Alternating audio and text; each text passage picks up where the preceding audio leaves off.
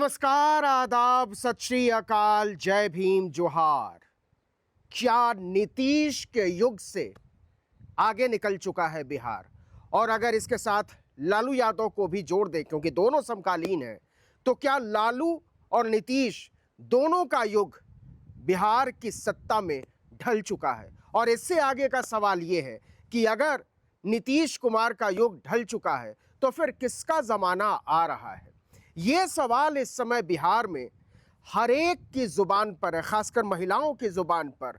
नीतीश कुमार के आवास के बाहर जिस तरीके से न केवल जेडीयू के कार्यकर्ताओं का बल्कि अलग अलग दलों में उनके समर्थकों का, महिलाओं का और उन्हें चाहने वालों का तांता लगा हुआ है, ऐसा हाल की राजनीति में, भारतीय राजनीति में बहुत कम देखने को मिला है कि किसी नेता के कुर्सी छोड़ने की आशंका मात्र से लोग बिलख उठे हो। हालांकि नीतीश कुमार ने जो ट्वीट किया है वो बहुत अजीब माना जा रहा है, क्योंकि उन्होंने कहा कि मेरी बड़ी ख्वाहिश थी कि मैं हर एक सदन का सदस्य बनूं।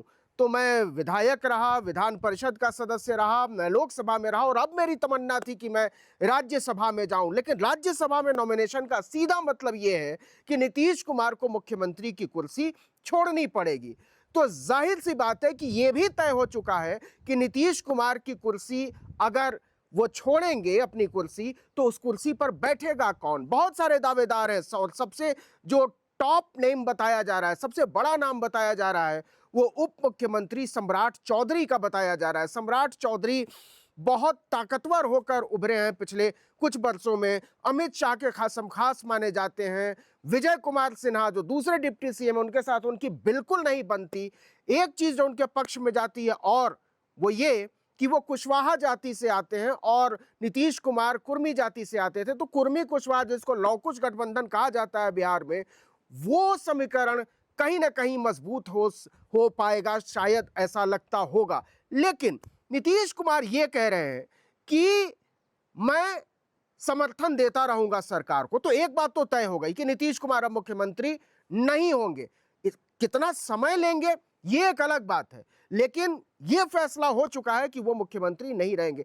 देखिए कि 20 साल का अरसा कम नहीं होता है। 2005 से लेकर और 2026, 20 साल से ज्यादा का समय हो गया है जब नीतीश कुमार के बिना बिहार की राजनीति नहीं चली। कोई भी सरकार बनी, किसी भी पार्टी के समर्थन से बनी, किसी भी पार्टी के विरोध में जाकर बनी, मुख्यमंत्री नीतीश कुमार रहे।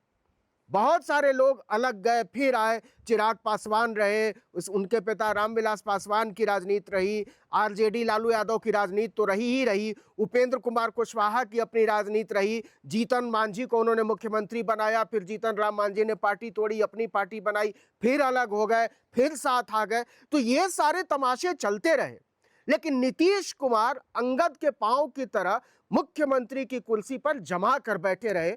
और अभी भी जो दृश्य पटना से सामने आ रहे हैं, आप देख ही रहे होंगे कि किस तरीके से लोग रो रहे हैं। विधायकों की गाड़ियों को खदेड़ दिया गया, कार्यकर्ताओं ने खदेड़ दिया। आप सब जानते होंगे कि नीतीश कुमार की सेहत इन दिनों अच्छी नहीं है, उनकी याददाश्त बहुत अच्छी नहीं है। उनकी कुछ हरकतों की वजह से जो सार्वजनिक सभाओं में सामने आई, असहज हुई पार्टी, एनडीए भी असहज हुई। बावजूद इसके जो बिहार का जनमानस है वो नीतीश कुमार के बिना राजनीति की कल्पना नहीं कर पा रहा है इस सूरत में भी। और वो इसका जवाब बहुत साफ साफ चाहता है कि नीतीश नहीं तो कौन। एक जो जवाब मिल रहा है वो कि उनके बेटे Nishant Kumar deputy chief minister बनेंगे। नीतीश कुमार को पहले केंद्र में लाया जाएगा और इसके बाद केंद्र की एक बहुत ऊंची कुर्सी उनके लिए खाली करने की तैयारी चल रही। ये सब चर्चाएं चल रही हैं, लेकिन जो सबसे बड़ी चर्चा है वो ये कि नीतीश कुमार के बिना बिहार की राजनीति कैसी होगी। ये सूरत अभी तक बिहार में बनी नहीं है। और अगर इसको दूसरे तरीके से कहें तो बिहार के लोग अभी तक इस बात को स्वीकार नहीं कर पा रहे हैं कि राज्य नीतीश कुमार के युग से आगे बढ़ चुका है। जो राजनीति रही है नीतीश कुमार की, वो दोधारी तलवार पर चलने जैसी रही है। भारतीय जनता पार्टी के साथ उन्होंने शुरू से सरकार चलाई है, लेकिन कम्युनलिज्म को कभी भी बिहार में हावी नहीं होने दिया।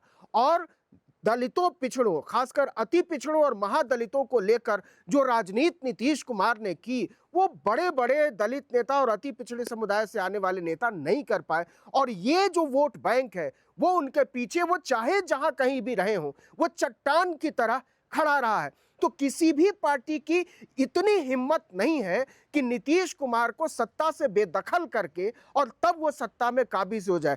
निश्चित रूप से इसके लिए नीतीश की मंजूरी चाहिए होगी, और ये भी मंजूरी नीतीश को बहुत मुश्किल से वो दे पाएंगे, क्योंकि जनता नहीं चाहती है। सच यही है, सच यह है कि नीतीश कुमार के समर्थक वो चाहे जिस किसी भी हालत में हो, वो चाहे जिस किसी भी मानसिक या शारीरिक अवस्था में हो, वो उनके बाद के बिहार की कल्पना अभी तो नहीं कर पा रहे हैं। संसद में उनके भाषण पिछले कुछ दिनों में बहुत चर्चा में आए हैं, चाहे वो ट्रांसपोर्ट मिनिस्टर के तौर पर हो, चाहे वो एग्रीकल्चर मिनिस्टर फॉर स्टेट के तौर पर हो, कैबिनेट एग्रीकल्चर मिनिस्टर के तौर पर हो, रेल मंत्री के तौर पर हो।